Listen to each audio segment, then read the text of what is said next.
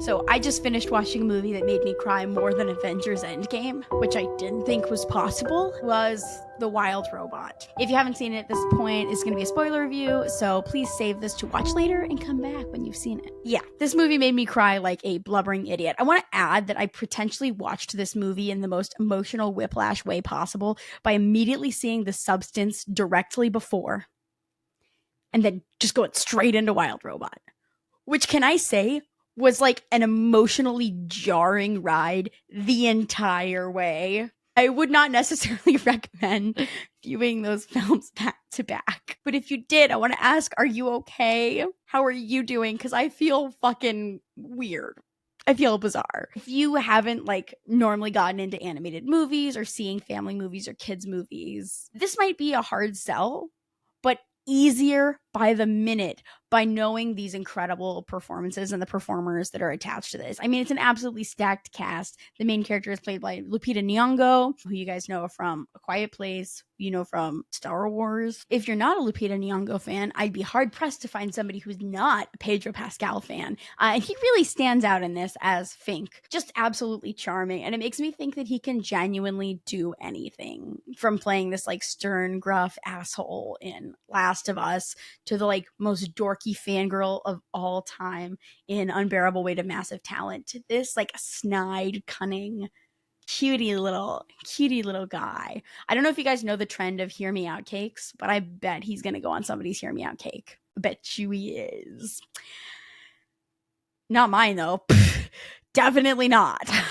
For sure. It also stars Mark Hamill, even in a smaller role, just shines as always. Not to mention great performances by Bill Nighy, Stephanie Sue, and Catherine O'Hara. So, if there's a movie fan in your life that doesn't know at least one of those actors, I'll be gobsmacked. I'll be gobstopped, jaw dropped, gagged, if you will. And the performances are great. Oh, I didn't even mention Kit Connor, the little gay boy from Heartstopper. And then he would say, I'm not gay, I'm bi, actually.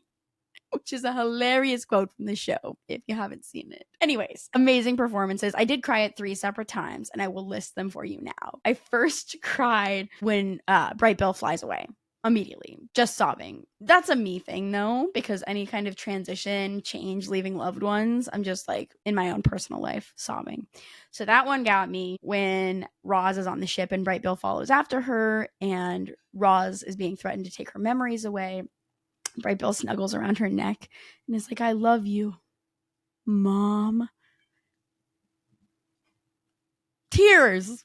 Huge tears. Crying. It also ironically reminded me Star Wars movie she was in, where C-3PO is another robot who is known and lovable, is threatening to have his memories erased, and he's like, I just wanted to take one last look at my friends. Which I also cried at. I know you guys don't like the sequels, but, you know, screw you. That made me cry every time. Yeah. Anyways, third time I cried in this movie was when she leaves at the end. It's absolutely beautiful. And that brings me to another reason I love this movie is just it covers so much ground. I mean, kids' movies, what we've come to expect in kid movies is storytelling, right? For years and years and years before movies, right? It was books, it was verbal storytelling. Parables are what teach kids. And that's what these movies are supposed to do. They're supposed to teach kids, they're supposed to give lessons, they're teaching moments, whatever. And this movie covers so much ground in that. Finding a sense of belonging, feeling like you don't fit in, learning how to build a community and build trust through kindness to others, even when it's not the expected or easy thing to do. Also, families that don't look normal or look nuclear. What is that like? And how do you deal with that in a community of people that don't necessarily accept that? And when perception of people is stronger through what they think you are than them actually seeing you for who you are. Anyways, this covers a lot of ground in terms of kid lessons. But it makes me wonder, like, are kids liking this movie?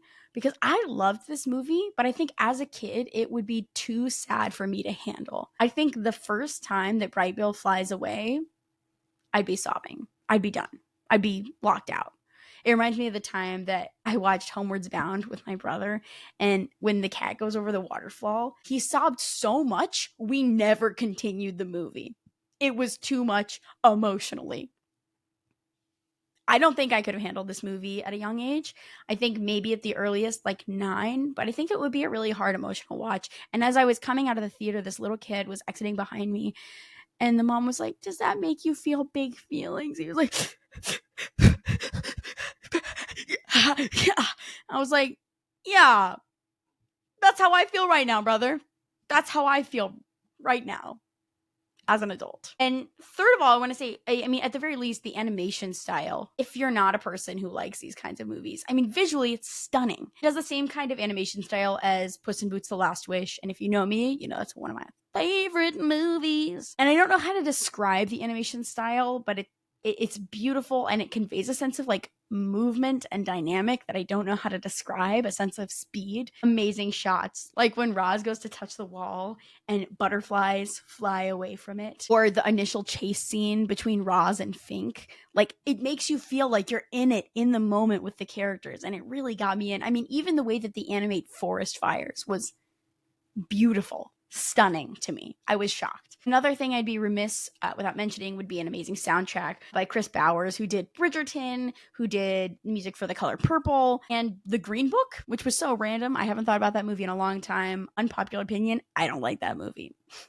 Hot take, sue me. Sue me. Sue me. Anyways, this movie was delightful. I think watching this movie, it made me wish that the kids' movies that I watched growing up had this kind of feeling. And by that, I mean movies outside of Pixar, because growing up, Pixar was the golden standard for everything in terms of movies that are made for kids, but consumed by everybody and enjoyed by everybody. And DreamWorks didn't necessarily have that kind of game when I was growing up.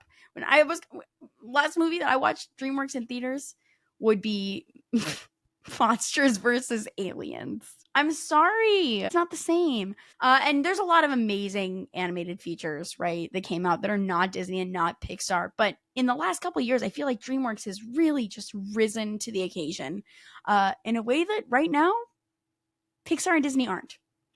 So I'll leave that where this is. I know Memoirs of a Snail is coming in hot, looking to grab that animated feature.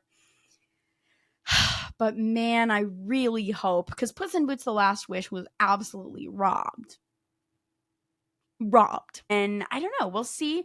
Memoirs of a Snail comes out later this week. I will be very excited to see it. I will be hard pressed to see another animated movie this awards season that makes me feel the way this movie felt. It was also jovial and exciting and easy to take in. Like, the plot points are like, great, I'm a robot. I have a task to take care of a bird. Great, the bird's doing its own thing, but now what do I do if my identity is I'm a mother and now I have no child? Like, who am I? What am I to do? And then they love each other and they save each other. They both save each other in the end. So anyways, it's beautiful. It's wonderful. I cannot recommend The Wild Robot more highly at all. Can't.